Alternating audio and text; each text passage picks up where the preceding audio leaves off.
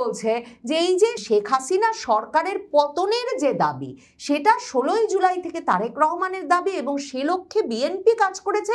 এই হাসনাত, সার্জিস, নাহিদেরা তো করেই নাই, জামায়াতে ইসলামীরও এই সাহস ছিল না। কাজেই তারা যদি এক দফা এক দাবির আন্দোলনটা লন্ডন আর শিলংয়ে বসে কোঅর্ডিনেশন, সমন্বয় না করতেন, এই জুলাই গণ অভ্যুত্থান কখনো সফল হতো না। সালাউদ্দিন আহমেদের শিলং রহস্যটা কিন্তু এই গল্পের পর আরো জোরদার হয়ে ওঠে। বাংলাদেশের বর্তমান স্বরাষ্ট্রমন্ত্রী সালাউদ্দিন আহমেদ তারেক রহমান সরকারের সবচেয়ে আলোচিত ব্যক্তি হিসেবে পরিচিত হতে নিয়মিতভাবে শিরোনামযোগ্য নানা রকম মন্তব্য করছেন সংসদের বাইরে। আওয়ামী লীগ বিরোধিতায় তিনি যে কতটা কট্টর সেটা প্রকাশে সর্বোচ্চ প্রচেষ্টা চালাচ্ছেন। জামায়াতে ইসলামীর সঙ্গে নিয়মিত তর্কে বিতর্কে বাহাসে জড়াচ্ছেন সংসদের বাইরে। মানে মূলত পত্রিকার শিরোনাম কিছুতেই তাকে ছেড়ে যাচ্ছে না। কিন্তু মুশকিল হয়েছে এই যে সরকারে সবচেয়ে গুরুত্বপূর্ণ প্রভাবশালী একজন ব্যক্তি হিসেবে পরিচিত হয়ে উঠবেন, তাতে সম্ভবত তার ক্ষেত্রে সবচেয়ে বড় বাধা হয়ে দাঁড়িয়েছে শিলংও কিছুতেই তাকে পিছু ছাড়ছে না। জামায়াতে ইসলামীর শরিক দলগুলো, জাতীয় নাগরিক পার্টি সহ তাদের নেতা কর্মী সমর্থকেরা নিয়মিতভাবে সংসদের বাইরে এ মন্তব্যটা যখন তখন করে বসেন যে বাংলাদেশে এখন যারা ক্ষমতার কেন্দ্রে, তাদের একজন ছিলেন লন্ডনে, একজন ছিলেন শিলংয়ে, এরা জুলাই কি বুঝবেন আর বাংলাদেশেরই বা কি বুঝবেন। এই যে জুলাই কি বুঝবেন সে আলাপটা এই সময়টায় এসে, মানে যখন আবারও জামাত জুলাইয়ের নেতৃত্ব দিয়েছে, জাতীয় নাগরিক পার্টির তরুণেরা জুলাই নেতৃত্ব দিয়েছে, নাকি বিএনপি নেতা তারেক রহমানের নেতৃত্বে জুলাই সংগঠিত হয়েছে, এই মালিকানার মানে এক রকমের ভাগাভাগি নিয়ে, বাটোয়ারা নিয়ে এই দলগুলোর মধ্যে টানাপোড়েন শুরু হয়েছে, তখন আবারও শিলং আর লন্ডন প্রসঙ্গ সামনে চলে এসেছে। বিশেষ করে সালাউদ্দিন আহমেদকে কিছুতেই এই শিলং নিয়ে খোঁজাখুঁজি ছেড়ে যাচ্ছে না। তখন সালাউদ্দিন আহমেদ জুলাই স্মরণ সভায় বলে বসেছেন, উনি যদি শিলং না থাকতেন, তারেক রহমান যদি লন্ডন না থাকতেন, তাহলে নাকি শেখ হাসিনা সরকারের পতনই হতো না। তাহলে ভাবেন নির্বাসনের সে কি গুরুত্ব। নিশ্চয়ই ওই মন্তব্য শুনে সকলেই ভেবেছেন যে তাহলে ভারতের দিল্লিতে বসে নিশ্চয়ই এখন সরকার পতনের সকল ব্যবস্থা সেরে ফেলতে পারছেন শেখ হাসিনা স্বয়ং। সালাউদ্দিন আহমেদ এমন সভায় কেন এই মন্তব্য করলেন? কারণ তার কদিন আগেই সংসদে বিএনপির এক সংসদ সদস্য দাঁড়িয়ে বলেছেন যে তারেক রহমানকে জুলাই অভ্যুত্থানের প্রধান নায়ক, মহানায়ক হিসেবে স্বীকৃতি দিতে হবে। তখন আবার জামায়াতের আমির দাঁড়িয়ে বলেছেন কাউকে একক নেতৃত্ব দেওয়া যাবে না, তরুণদের পিছনে সকলেই ছিলেন। এবং তারপর আবারও প্রকাশ্যে অপ্রকাশ্যে রব জোরদার হয়েছে যে যারা জুলাই করছেন আর জুলাই আন্দোলনের নেতৃত্ব দাবি করছেন, তাদের কেউ লন্ডন আর কেউ ছিলেন শিলংয়ে।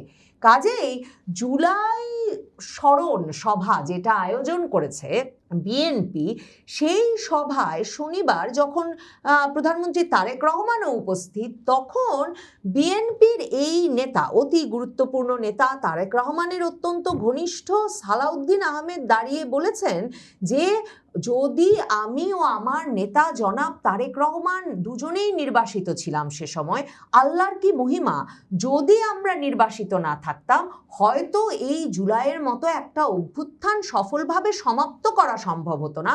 এটাই হচ্ছে পর্দার অন্তরালের কথা। মানে মূল ভূমিকা পালন করা গেছে একজন শিলং, একজন লন্ডনে ছিলেন বলে। সালাউদ্দিন আহমেদ আরও বলেন, কোনোদিন আমরা ঘুমাইনি, 24 ঘন্টা কোঅর্ডিনেশন করে আমাদের নেতা কর্মীদেরকে বিভিন্নভাবে অর্গানাইজ করে এই জুলাই যোদ্ধাদের সম্মুখে রেখে অরাজনৈতিক পরিচয়ে এই আন্দোলনের একটা পর্যায় পর্যন্ত আমরা নিয়ে এসেছি। মানে এতদিন জামাত যে কথাটা বলেছে যে তারা সামনে আসে নাই, কারণ তারা মনে করেছে যে জামাত শিবির যদি সামনে চলে আসে তাহলে এই আন্দোলনে অনেক সাধারণ মানুষ এসে যোগ দেবে না। এখন বিএনপিও বলছে যে অরাজনৈতিক পরিচয় দিয়ে এই আন্দোলনটাকে এক পর্যায় পর্যন্ত তারা নিয়ে এসেছিল সেই লন্ডন আর শিলং থেকে সমন্বয় করে। সালাউদ্দিন আহমেদ বলেন 3 তারিখ 4 তারিখ আমরা যখন নৈতিক সমর্থন প্রদান করি, তারপর থেকে বিশ্ববিদ্যালয় শিক্ষকদের একটা আন্দোলন ছিল, সেখানে সমর্থন দিয়ে তারপরের থেকে যেদিন আমরা 16ই জুলাই পর্যন্ত পৌঁছালাম, সেদিনই আমার নেতা বলেছেন দফা 1 দাবি 1 স্বৈরাচারের পদত্যাগ, অন্য কোনোভাবে সমস্যার সমাধান হবে না। সালাউদ্দিন আহমেদ তারপরে বলেন, আসল কথা এসেছেন তারপরে, আজকে যারা জুলাই যোদ্ধাদের নেতৃত্ব দাবি করেন তাদের অনেকেই সেদিন বলেছিল আমাদের কোনো রাজনৈতিক দাবি নাই, আমাদের দাবি বৈষম্যহীন, এই ছাত্র আন্দোলনের দাবি কোটা বৈষম্য দূর করতে হবে, সেটাই ছিল তাদের বক্তব্য। কিন্তু আমরা জানতাম স্বৈরাচারকে গদিতে রেখে বৈষম্যহীনতার বাংলাদেশ প্রতিষ্ঠা করা যাবে না। তাদেরকে আমরা বোঝাতে সক্ষম হয়েছি, কিন্তু তাদের এই সাহস ছিল না। তার মানে বিএনপি বলছে যে এই যে শেখ হাসিনা সরকারের পতনের যে দাবি, সেটা 16ই জুলাই থেকে তারেক রহমানের দাবি, এবং সে লক্ষ্যে বিএনপি কাজ করেছে। এই হাসনাত সার্জিস নাহিদেরা তো করেই নাই, জামায়াতে ইসলামীরও এই সাহস ছিল না। কাজেই তারা যদি এক দফা এক দাবির আন্দোলনটা লন্ডন আর শিলংয়ে বসে কোঅর্ডিনেশন সমন্বয় না করতেন, এই জুলাই গণ অভ্যুত্থান কখনো সফল হতো না। সালাউদ্দিন আহমেদের শিলং রহস্যটা কিন্তু এই গল্পের পর আরো জোরদার হয়ে ওঠে। দেখেন 2015 সালে সালাউদ্দিন আহমেদ যখন বিএনপির বিভিন্ন রাজনৈতিক কর্মসূচি একটা গোপন জায়গা থেকে ঘোষণা করতেন, আওয়ামী লীগ নেতৃবৃন্দ বলতেন যে তিনি নাকি বিন লাদেনের মতো তোড়াবোড়া গুহা থেকে রাজনৈতিক কর্মসূচি গ্রহণ করেন, সেরকম একটা সময়ে 2015 মার্চে হঠাৎ সালাউদ্দিন আহমেদ উধাও হয়ে যান। এরপর তার পরিবার এবং দল বিএনপির পক্ষ থেকে তিনি গুম হয়েছেন, সরকার তাকে গুম করেছে, সেই অভিযোগও আনা হয়। এরপর তিনি মে মাসে 2015 সালের মে মাসে নিখোঁজ হওয়ার প্রায় 2 মাস পরে হঠাৎ শিলং শহরে উদিত হন। একজন উদ্ভ্রান্তের মতো নাকি ঘুরছিলেন সালাউদ্দিন আহমেদ, কাপড় চোপড়ের একটা পোটলা সহই, তাকে পায় পুলিশ এবং এরপর অনুপ্রবেশের মামলা দেয় বটে ভারতের পুলিশ। কিন্তু তিনি বহাল তবিয়তে শিলংয়ের একটা বিলাসবহুল গেস্ট হাউস, সানরাইজ গেস্ট হাউসে এরপর 9 বছর অবস্থান করেন। ভারত সরকার কখনো তার রাজনৈতিক কর্মকাণ্ড, ব্যক্তিগত কর্মকাণ্ডে কোনো বাধা সৃষ্টি করে না এরপর থেকে, এবং তার পরিবার, স্ত্রী, সন্তানেরা যেমন নিয়মিত শিলং গিয়ে সালাউদ্দিন আহমেদের সঙ্গে সাক্ষাৎ করতে পারেন, ঠিক তেমনিভাবেই তিনি 2023-এ তার এমনকি যখন মামলাটার মিটমাট হয়ে যায়, তার অনুপ্রবেশের মামলাটার, এবং আওয়ামী লীগ সরকার 2023-এর জুনে তাকে দেশে ফেরার একটা ট্রাভেল পাসও দেন, তারপরেও সালাউদ্দিন আহমেদ কিন্তু ফিরে আসেন না। সালাউদ্দিন আহমেদ শিলংয়েই অবস্থান করতে থাকেন। 2023-এর নভেম্বরের দিক থেকে বিএনপি যে একটা উত্তাল আন্দোলন গড়ে তুলেছিল আওয়ামী লীগের বিরুদ্ধে, আওয়ামী লীগের 2024-এর নির্বাচনটার আগে, সেই পুরো আন্দোলনটাও কিন্তু তখন নেতৃত্ব দেওয়ার দায়িত্ব তারেক রহমান লন্ডনে বসে শিলংয়ে থাকা সালাউদ্দিন আহমেদকে দিয়ে দিয়েছিলেন।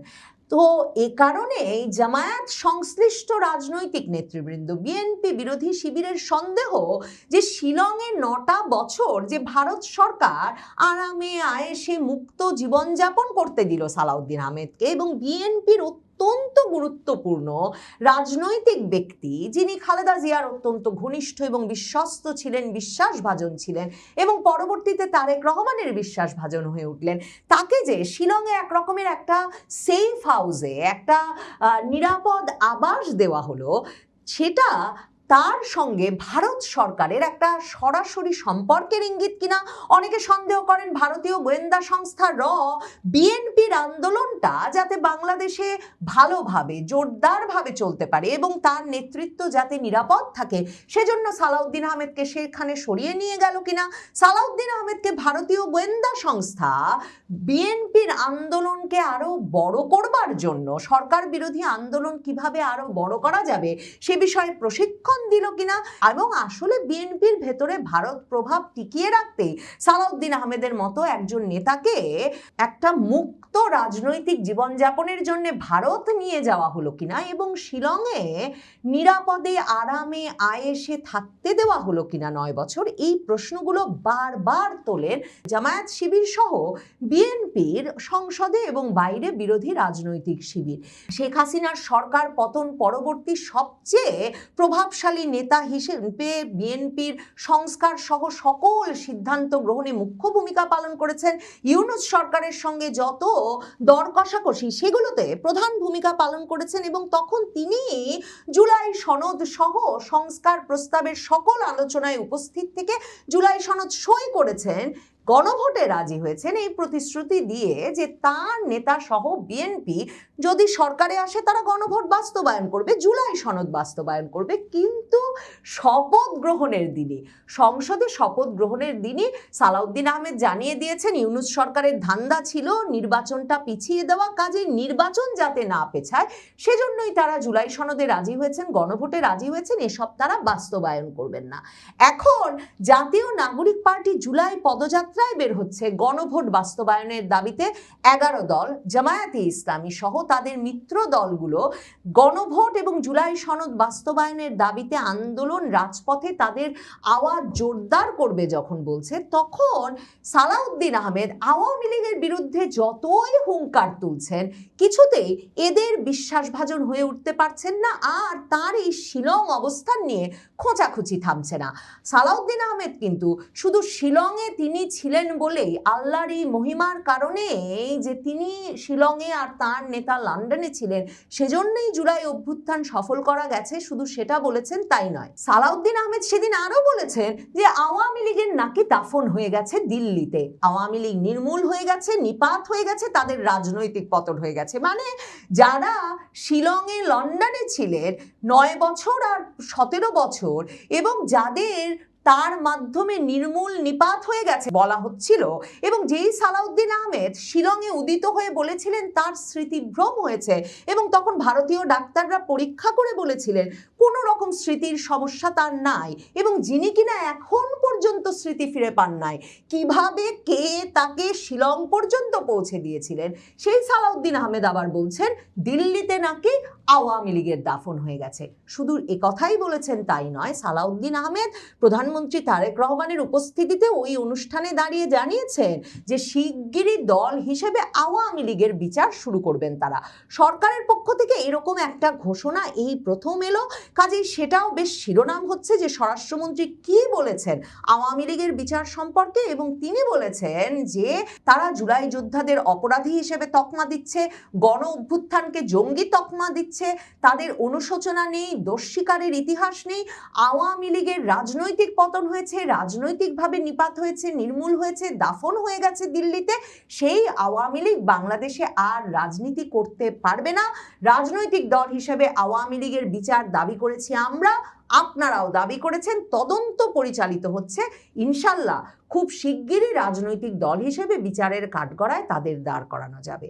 এখন শিলংয়ে বসে কাদের সমর্থনে, কাদের পরামর্শে, কাদের পৃষ্ঠপোষকতায় সালাউদ্দিন আহমেদ বাংলাদেশে সরকার পতনের আন্দোলন পরিচালনা করতে পারছিলেন সে প্রশ্ন যেমন এই সালাউদ্দিন আহমেদের শিলংয়ে বসে রাজনৈতিক আন্দোলন পরিচালনার স্বীকারোক্তি থেকে মনে জাগে, ঠিক তেমনি ভাবেই মনে জাগে এ প্রশ্ন যে এ মুহূর্তে সালাউদ্দিন আহমেদ যে আওয়ামী লীগকে চিরতরে নিষিদ্ধের ব্যাপারে এত কট্টর অবস্থান নিচ্ছেন, সেটাই বা কার পরামর্শে, কার পৃষ্ঠপোষকতায়, কার সমর্থনে ঘটছে।